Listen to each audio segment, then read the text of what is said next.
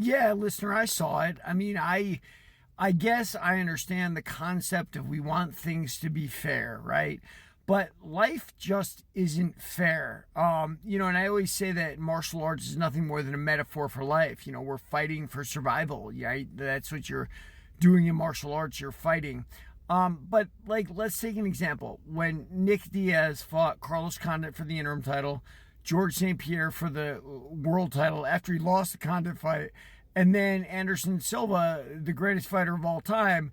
Was that fair that Nick Diaz got all those fights? No, but the fans wanted it, and so nobody complained about it, right? That was great.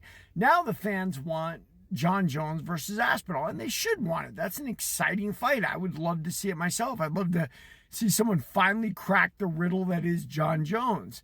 But I think we should remember a few things about boxing and MMA, and Dana's done a really good job of taking some lessons from boxing and fixing it in MMA.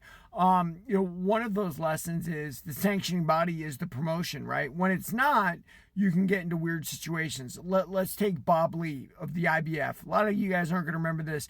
Bob Lee was a black man. He owned the USBA, which is the United States Boxing Association, and he turned it into the IBF to make an American-based boxing federation, right? Like the WBC and WBA, to compete with them. They're both in Latin America.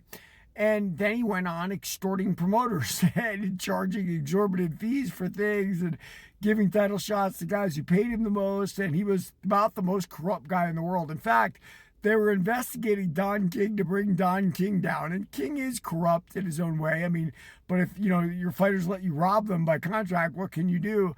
And then they ran into Bob Lee and they arrested Bob Lee. And essentially they federalized the IBF. And now what's the result of that? Well, we got Skull versus Canelo in Saudi Arabia. We watched Skull run. I mean, I got to give it to Skull. Like, I didn't know a guy that big could move that much, that fast, that long. So that in itself was impressive, but it doesn't always make for the best fights. Now, the Nick Diaz thing we all liked, right? Like, we dug it, even though sanctioning body-wise, it was ridiculous and unfair. But, like, it was cool because we want to see Nick in the title shots because we love his personality.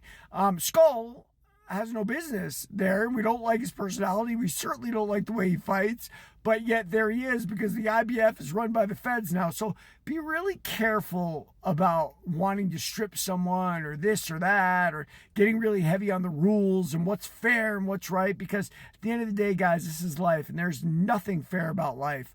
And sometimes we just got to hang on. I imagine Dana's hanging on because he knows that Jon Jones eventually is going to get in the ring for the right amount of money. And I think he's right. Everybody read my book, Warrior of the